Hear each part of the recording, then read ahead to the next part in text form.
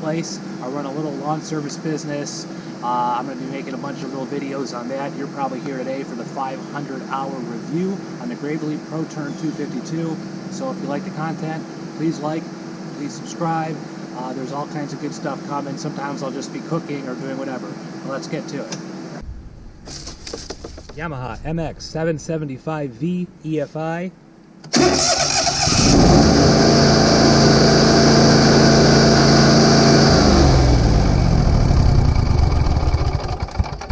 I got this mower as a demo unit with 150 hours or so on it, and it has gone to hell and back with me for the reason that it kept breaking down and always there was a trouble. The starter wouldn't work. I've done so many reviews of different things, the oil cooler, just it was a nightmare. It turned out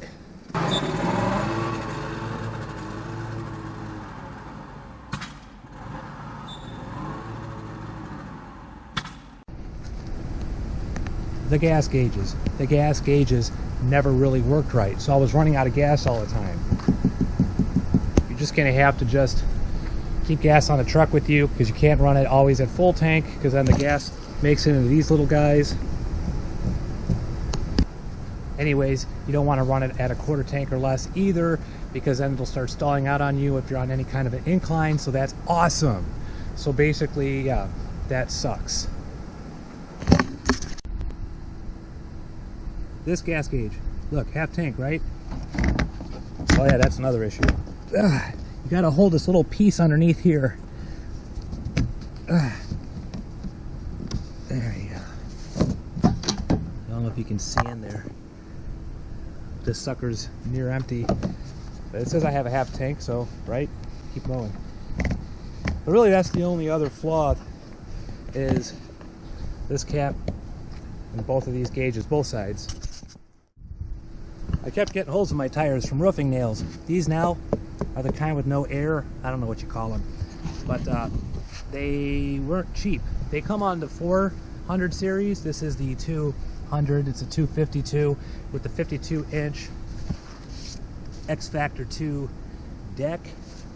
But these guys are great. Only thing is, remember, you don't have that little extra bounce or give that oxygen in the tire gives you. So, you know, you're gonna feel it a little bit more. So just beware of that. I don't know if you could tell down in there. Here's the oil cooler I replaced. I gotta take it off again with this screw. I already replaced this hose down here, one of them, for a leak. But it looks to me like you gotta keep this guy clean, so that way it keeps the oil somewhat cool. But I don't know, there's still somehow oil. Maybe it's oil from this. These hydraulic, not so much on this side. I don't know, tons of oil buildup, so that sucks. You gotta pressure wash this thing often, but it'll still happen.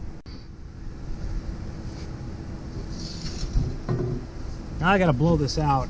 This has been about a good week. I usually blow this sucker out all the time, but this has been a good week of now turning into dry season. And anyways, their little belt system, tensioner pulley device, doohickey, doodad, I guess it all works out well. I did have to replace, when we first got this mower at 150 or so hours, the longest belt that goes all the way to the back.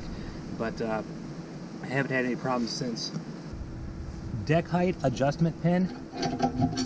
This little ball bearing fell out a long while back, and so I have to use this little bungee cord.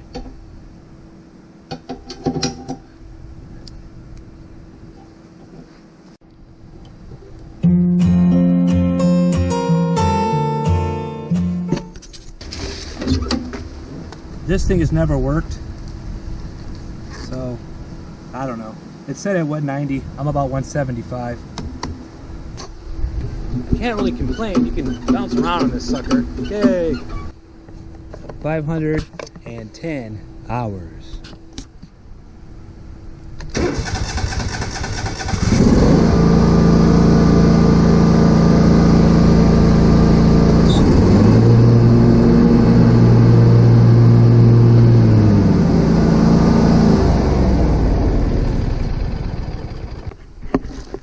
I still have the chute blocker on. I should have opted for that one with the lever, but this is the one that Gravely sold at their dealership.